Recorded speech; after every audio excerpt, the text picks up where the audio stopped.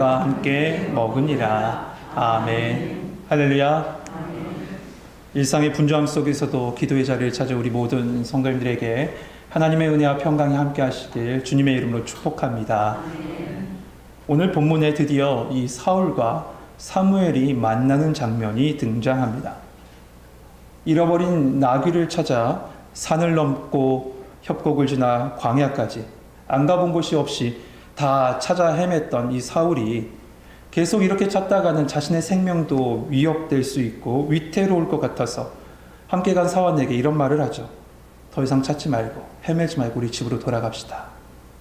그때 사원이 이렇게 얘기합니다. 가까운 곳에 하나님의 선지자가 있습니다. 거기 한번 가보시죠. 이렇게 제안해요. 그리고 자신이 가지고 있었던 은 4분의 1세계를 선지자에게 드릴 예물로 딱 내놓습니다. 사울은 이 사환의 말을 옳게 여겨서 하나님의 선지자가 살고 있는 라마 숲 땅으로 올라갑니다. 그런데 그 성읍에 올라가다가 물 기르러 온 이 소녀들을 만나게 돼요. 그래서 그 소녀들에게 이렇게 묻죠. 도대체 성견자가 어디 있습니까? 성견자가 어디 있습니까? 라고 묻습니다. 그러자 그녀들이 12절에 보면 그들이 대답하여 이르되 있나이다 보소서. 그가 당신보다 앞서 갔으니 빨리 가소서. 백성이 오늘 산당에서 제사를 드림으로 그가 오늘 성읍에 들어오셨나이다 라고 얘기합니다. 여러분, 여기서 우리 성경에는 이렇게 써있죠. 보소서. 그가 당신보다 앞서 갔습니다. 빨리 가보세요. 이렇게 써있어요. 아주 차분하게 그리고 아주 여성스럽게 대답한다 이렇게 번역해 놨습니다. 하지만 사실 원어의 뉘앙스는 이런 말입니다. 아이고 서두르세요. 빨리 서두르세요. 당신 코앞에 있습니다. 앞서라는 단어가 코라는 뜻이에요. 코앞. 코앞에 있습니다. 그러니 어서 뛰어가세요. 라고 급하게 이들을 막 다그치는 모습을 보여요. 그런데 여러분 12절에 우리가 조금 짚고 넘어가야 될 부분이 있습니다. 이 백성들이 오늘 무엇함으로 사무엘이 성읍에 들어갔다라고 얘기합니까? 산당에서 제사를 드림으로 라고 되어 있습니다. 산당에서 제사를 드림으로. 여러분 이 모습을 어떻게 받아들이세요? 산당에서 제사를 드리는 이스라엘 백성이 무슨 말이죠? 일단 우리 모든 그리스도인들은요, 산당하면 왠지 모르게 부정적인 이미지를 가지고 있습니다. 맞죠? 하지만 당시의 산당은 그렇지 않았어요. 이 사무엘상 앞장, 이 4장 그쪽에 보면 성소가 어디 있냐면 실로에 있었습니다. 근데 그 실로에 있는 성소가 회파당해요. 그래서 성막에서 제사를 드릴 수 없게 되자, 불가능하게 되자 이스라엘 백성이 어떻게 했냐면 산당에서 예배를 드렸습니다. 그 기간이 언제까지 쭉 계속되냐면 이 솔로몬 시대까지 쭉 계속됩니다. 그런데 솔로몬이 정치적인 이유로 이방 여인들을 첩으로 데리고 오죠. 근데 여인들만 데리고 왔습니까? 아니잖아요. 이방의 종교까지 다 데리고 왔어요. 근데 그 종교인들이 어디서 그들에게 예배를 드렸냐면 하나님께 예배드린 그 산당에서 우상을 숭배하는 장소로 쓰게 됐던 거죠. 그 순간부터 이 산당이 변질되는 거예요.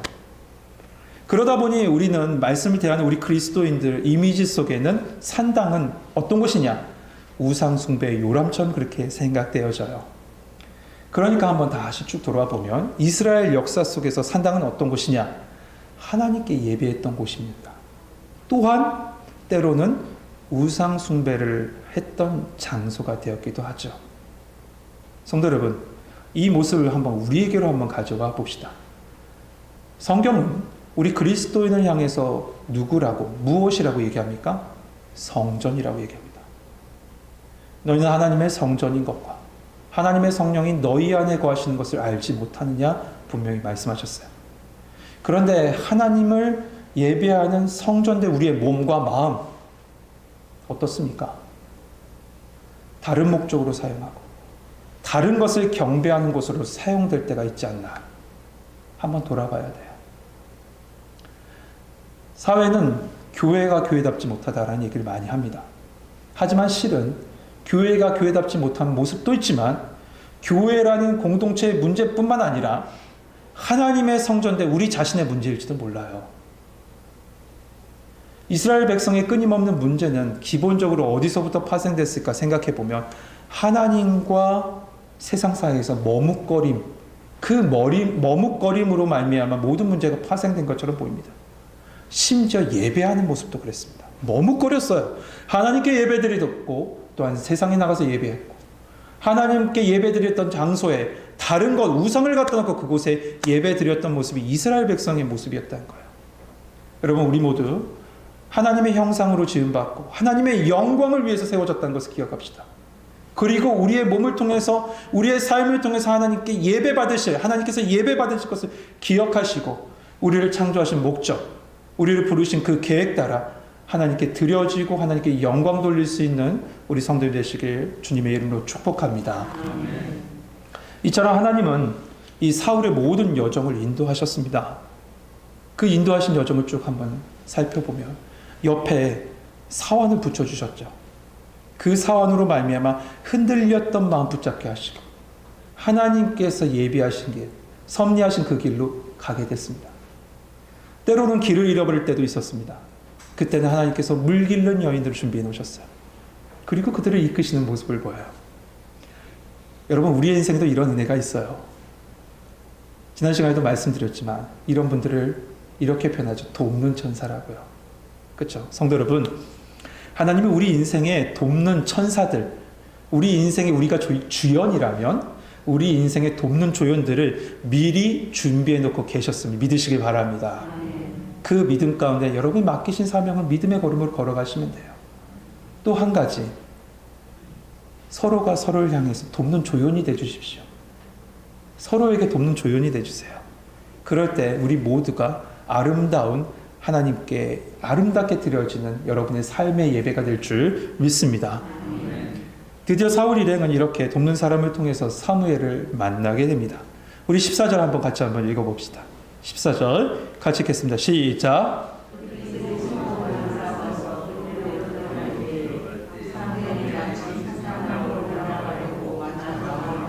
아멘. 저는 이 말씀을 준비하는 내내요. 이 영화 한 편을 보는 것 같았습니다. 여러분 한번 생각해 보세요. 제가 이 스토리를 얘기해 드릴게요. 이 나귀를 찾아오라는 아버지의 명령을 따라서 이 길을 나섰던 이들이 길을 잃어버립니다. 그렇게 산전수전 다 겪고 모든 것을 포기하려던 순간 돕는 손길들로 인해서 계속 그 여정은 계속돼요. 그러다 결정적인 해답을 이 가르쳐줄 인물을 딱 알게 되는데 그래서 그 인물을 찾아 쫓아갑니다. 그런데 그 인물을 만나러 가는 도중에 딱 만나게 된 거예요. 그 누구죠? 사무엘이잖아요. 영화 한 편 아니에요? 아, 이런 영화 안 보셨나요? 그것도 지금 상황은 그 영화의 아주 절정에 다른 상황입니다. 그런데 이 말씀 보면요.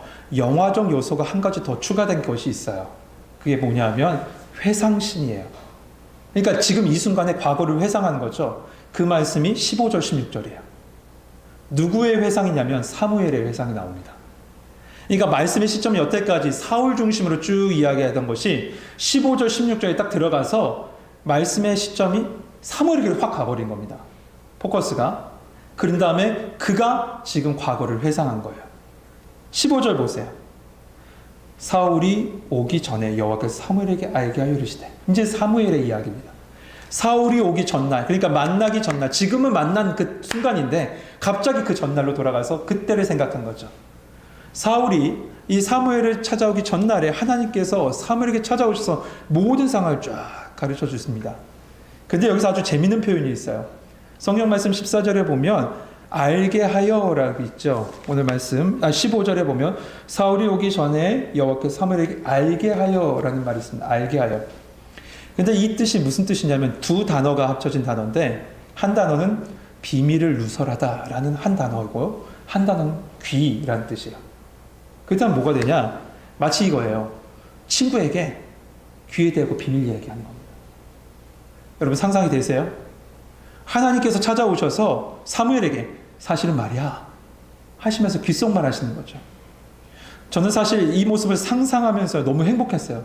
왜냐하면 하나님께서 저에게 지금 이 순간에 찾아오셔서 요한아 사실은 말이지 이거야 이렇게 말씀하신다고 생각하니 얼마나 행복한지 몰라요. 여러분 이 기도회 중에 주님이 찾아오셔서 여러분의 귀에 대시고 여러분을 향한 계획 그리고 여러분의 문제, 지금 가지고 있는 그 문제에 대한 정답을 친근히 말씀해 주시는 그런 은혜가 이 기도의 시간에 있길 주님의 이름으로 축복합니다. 그렇다면 이 사무엘에게 찾아오신 하나님께서 말씀해 주신 것이 뭡니까? 16절 말씀 같이 한번 읽어봅시다. 같이 읽겠습니다. 시작.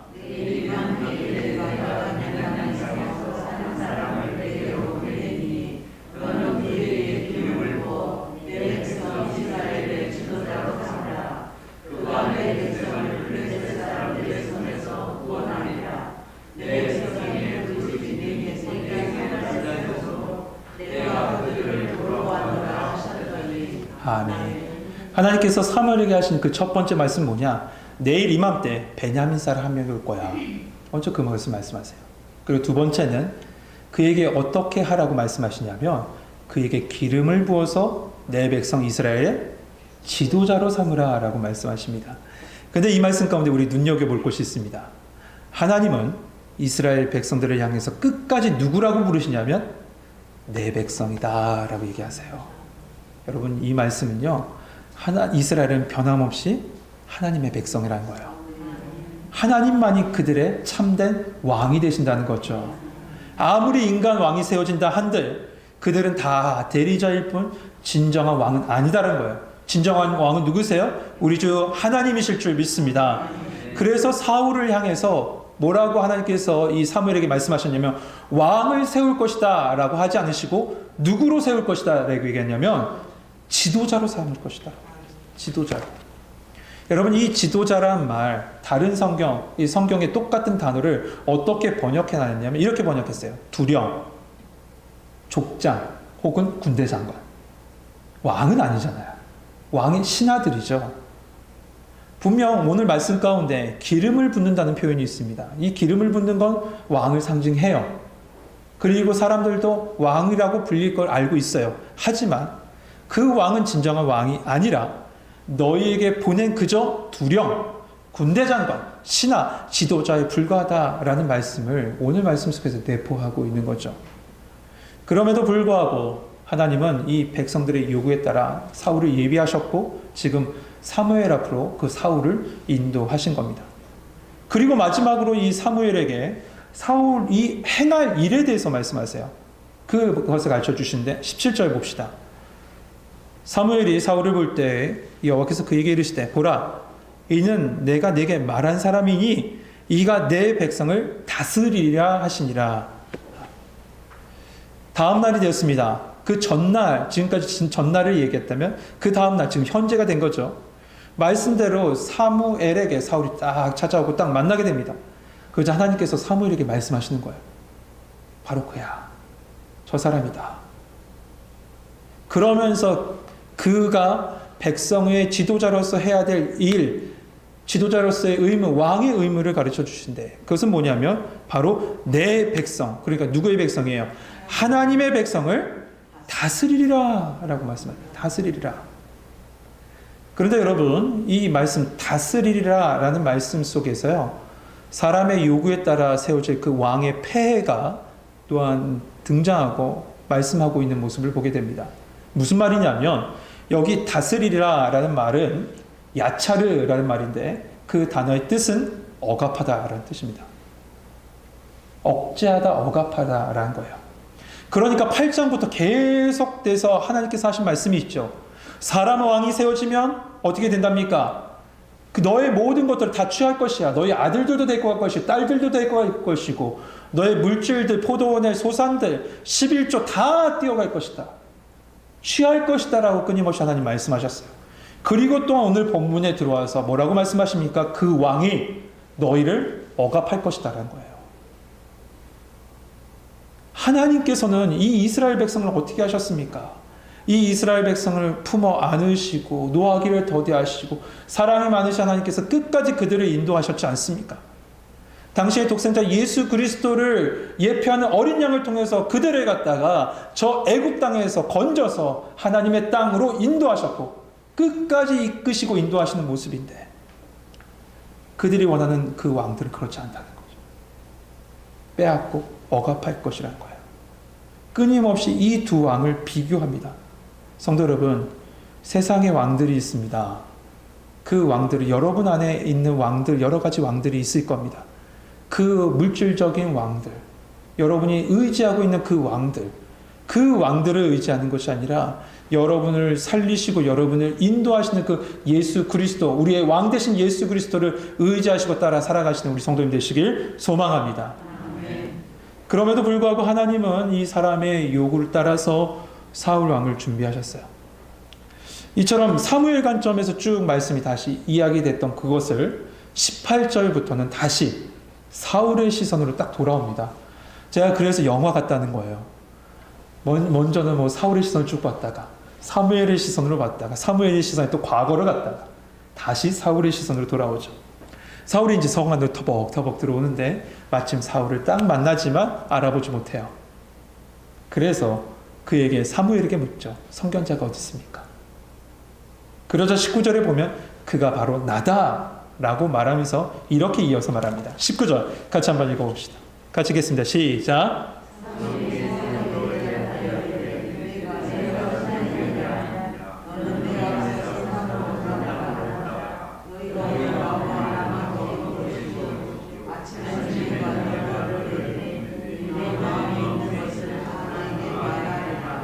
아멘. 사무엘은 사울에게 너는 앞서 산당으로 올라가라 라고 얘기합니다. 이 앞서 가라는 말, 사무엘보다 앞서 가라는 말은 사울을 예후하고 있는 모습이야. 사무엘이. 그리고 자신도 함께 갈 것이고 함께 먹을 것이다 라고 합니다. 그러면서 중요한 얘기를 꺼내죠. 아침엔 내가 너를 보내되 내 마음에 있는 것을 다 내게 말하리라. 내 마음에 있는 것을 말하게 가르쳐준다고요. 여러분, 성도 여러분, 도대체 사울의 마음에 있는 것이 뭘까요? 뭘 것 같으세요? 사울은 아마도 이 말을 들었을 때 사무엘이 내 잃어버린 나귀를 찾는 방법을 가르쳐 주겠구나, 이렇게 생각했을 거예요. 내 마음에 있는 얘기는 그 얘기니까요. 그런데 실제적인 의미는 뭡니까? 바로 하나님의 소명을 얘기해요. 너에게 주어질 하나님의 소명, 너의 속에 있지만 너가 알지 못하는 하나님의 소명을 내가 가르쳐 줄 것이다 라고 얘기하는 겁니다. 하지만 사울은 여전히 잃어버린 나귀 생각을 하고 있었던 것 같아요. 그래서 20절에 그 사울의 마음과 생각을 알고 이어서 이렇게 얘기합니다. 사흘 전에 잃어버린 내 암나귀를 염려하지 마라, 찾았느니라. 그리고 왕으로 세워짐에 대해서 쭉 이야기합니다. 20절 하반절을 보면 온 이스라엘이 사모하는 자가 누구냐? 너와 내 아버지의 온 집이 아니냐 하는지라. 여러분, 여기서 사모하는 이라는 이 말은요, 보물이란 뜻입니다. 우리 성경에도 각주가 달려있을 겁니다. 여러분 성경에도. 그렇다면 이 말씀이 뭡니까? 온 이스라엘의 보물이 누구냐? 너와 내 아버지의 집이 아니냐? 사무엘이 그렇게 말하고 있는 거죠. 그래서 사울이 뭐라고 얘기했죠? 21절에 사울이 대답하여 이르되 나는 이스라엘 지파의 가장 작은 지파 베냐민 사람이 아니니까, 또 나의 가족은 베냐민 지파 모든 가족 중에 가장 미약하지 아니하니까 당신이 어찌하여 내게 이같이 말씀하시나이까 하니. 여러분, 이 말씀, 이 말 사실은 반은 맞고 반은 틀린 얘기죠. 이 사울이 속한 베냐민 지파는 작은 지파가 맞습니다. 야곱의 12아들 중에 막내잖아요.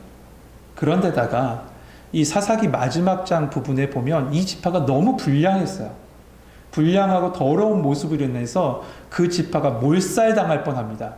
완전히 소멸당할 뻔할 걸 하나님께서 그 지파의 그 명을 이어주시는 모습을 보게 돼요. 그러니 가장 작은 지파는 맞습니다. 하지만 그 지파 중에서 사울의 가족을 본인은 뭐라고 표현하냐면 가장 미약한 가족입니다 라고 했죠. 하지만 아니잖아요. 말씀 9장에 보면 시작과 함께 사울 기스는 유력한 사람이다 라고 얘기했죠. 그럼에도 불구하고 사무엘 앞에서 이렇게 얘기한 건 아마 겸손의 표현일 것 같아요. 우리 집안은 참 부족한 사람입니다. 부족한 가정입니다. 그런데 어떻게 저가 세워집니까? 라는 표현일 겁니다. 그러자 이 사무엘이 사울을 데리고 가서 본격적으로 사람 앞에 세우는 모습을 보게 돼요. 30명의 리더 앞에서 식탁에 딱 같이 앉게 하고 나누게 합니다. 그것도 가장 상석에 앉힙니다. 그리고 요리인, 그러니까 식사를 준비하는 사람에게 사무엘이 준비하는 부분을 가져오라고 하죠. 이 사무엘은 하나님의 말씀을 딱 전날에 이미 들었잖아요. 그래서 요리인에게 미리 줄 음식을 갖다 준비해 놓은 거죠. 그런데 그래서 가져온 부위가 어디냐? 성경 말씀에 보면 넓적다리와 그것에 붙어있는 부위를 갖고 오라라고 얘기했어요.